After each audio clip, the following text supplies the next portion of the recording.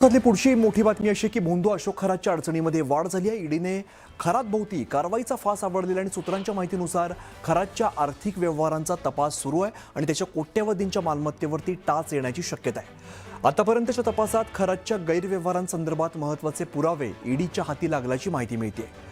तर दुसरीकडे जगदंबा ग्रामीण बिगर शेती पतसंस्थेत तक्रारदाराच्या नावावरती 32 बनावट खाती होती आणि या बनावट खात्यांमधून 57,90,000ची फसवणूक करण्यात आली।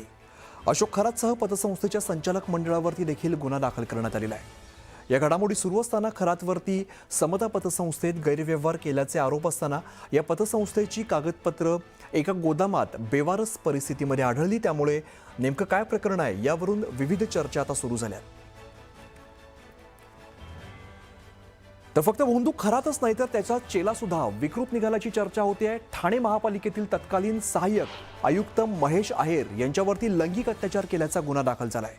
गुंगीचं औषध देऊन लैंगिक अत्याचार केल्याचा आरोप पीडितेनं केलाय। इतकंच नाही तर आपल्या इच्छेविरुद्ध खरातच्या ओकस प्रॉपर्टी या ऑफिसला आहेर घेऊन गेले आणि जादूटोणा केल्याचंही तक्रारीत म्हटलंय। सन 2020 ते 23 दरम्यान पीडित महिलेच्या इच्छेविरुद्ध त्यांनी शारीरिक संबंध केले। त्याचबरोबर शारीरिक संबंधाचा व्हिडिओ व्हायरल करून जीवे ठार मारण्याची धमकी दिली। त्याचबरोबर काही गुंगीकारक औषधांचं देखील त्याला प्राशन करायला लावलं आणि त्याचबरोबर पीडित महिलेच्या तक्रारीनुसार आरोपी महेश आहेर यांनी नाशिक येथील अशोक खरात यांच्या कार्यालयामध्ये पीडितेला घेऊन गेला। त्या ठिकाणी काही लिंबू उतरवणे त्याचबरोबर तिला काही खडा घालण्यास देणे असा काही प्रकार केल्याचा तक्रारीमध्ये उल्लेख आहे।